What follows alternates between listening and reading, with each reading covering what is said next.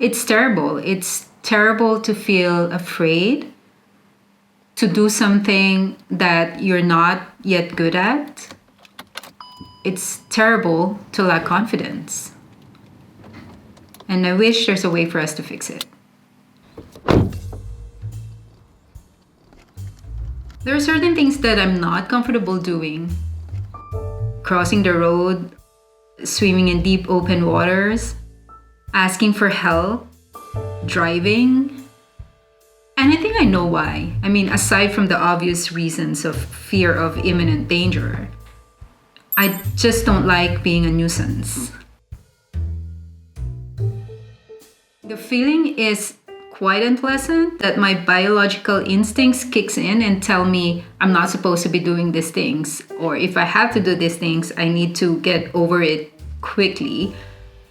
But I can't entirely avoid doing these things because eventually I have to cross the road and I have to learn how to swim if I have to go sailing all over the world together with my husband. And I certainly need to learn how to ask for help. There are physical symptoms, like I get really clammy and my fingers seems like they're stick together, and there's this imaginary pump attached in my head blowing air into my brain and leaving empty spaces. I mean, I can't think straight. And the less I think straight, the more mistakes I make. And the more mistakes I make, the worse the feeling gets.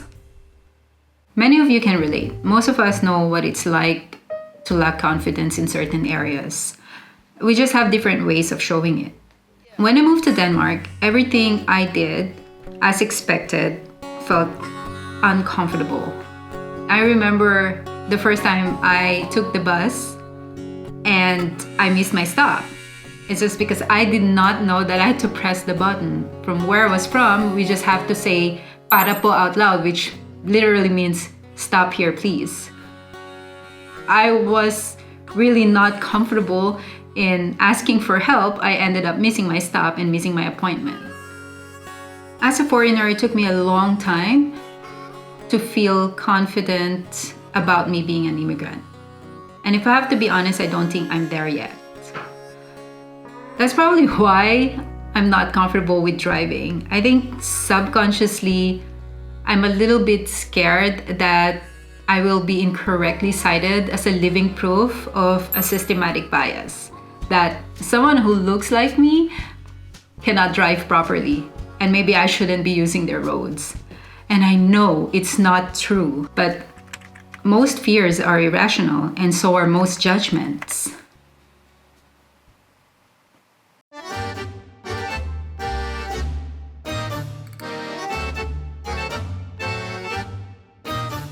That kind of thinking affects my confidence, and it manifests as complete avoidance.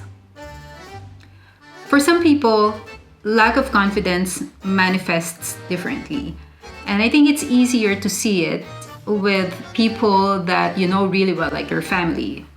For example, my husband, and I notice this when he's doing something that he's not completely confident about yet because it's maybe his first time, like docking the boat in the marina.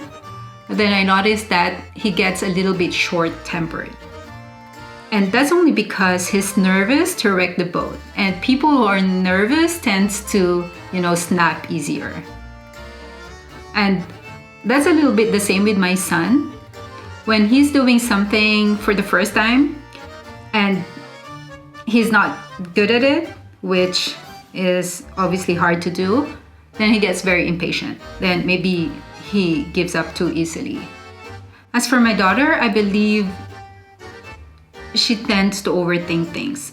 Whenever she feels unsure of herself, she goes through 100 different rationalizations and then she ends up getting stuck. And when I notice this sign, I try to be a bit more understanding, because avoidance, short-temperedness, impatience, rumination, these are all signs of lack of confidence. But does anybody recognize it for what it really is? I mean, what we're really going through? It's hard to tell, especially with someone that you don't really know that well, like your colleagues or perhaps your leaders, maybe even celebrities. And when their confidence is not at its best, we're so easy to judge. I mean, yet it happens to all of us. Why are we so adverse to insecurities when we are supposed to be a bit more understanding and supportive of each other? Confidence is a wonderful trait. Confidence allows us to do things exceptionally well. And confidence is favored in our social constructs, in school, at work, in our pop culture. And we were told over and over again that confidence is attractive. And perhaps it is. But why do I have this feeling that something is fundamentally wrong with the way we are expected to attain it? Why do we always attach a single word to it?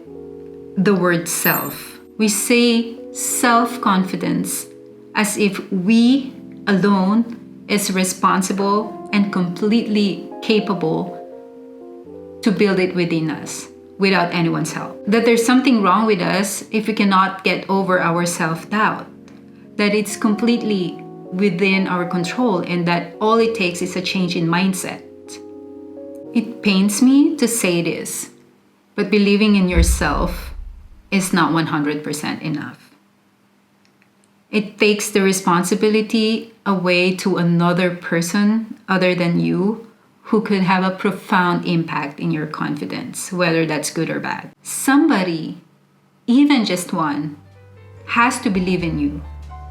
And you should also be that one person to somebody else.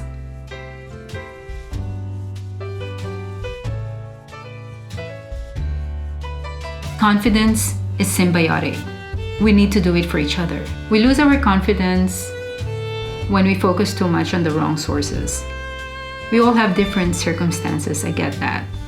So perhaps you're not finding your confidence among your close circles, maybe not from your family or not your friends. But think about that one person who cares enough about you to give you feedback about your shortcomings, but still wholeheartedly believe that you can work through it because they also believe in your remarkable strength.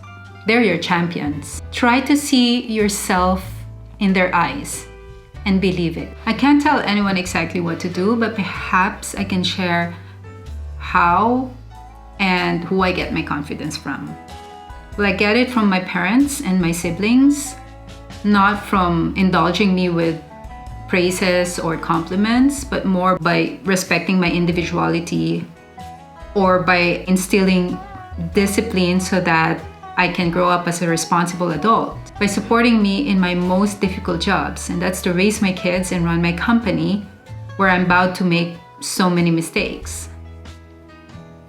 I get it from my friends and my colleagues, my mentors, by their willingness to just stay with me through good times and bad times. I get it from the people I meet along the way who gives me opportunities, from my children for learning how to be good to themselves because they know that that's what a mother ultimately wants. I get it from my husband, who's like a mirror showing me who I really am deep down inside, and yet he still wants to spend every single second of his life with me. And of course, I get it from myself for tirelessly learning how to adapt and contribute in this world, and for not stopping whenever I fail.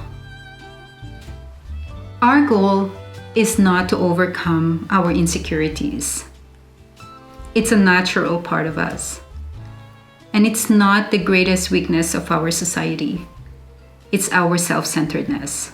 I'm not comfortable with driving because I'm too self-centered to make a fool out of myself. And confidence is knowing that it's okay to be one.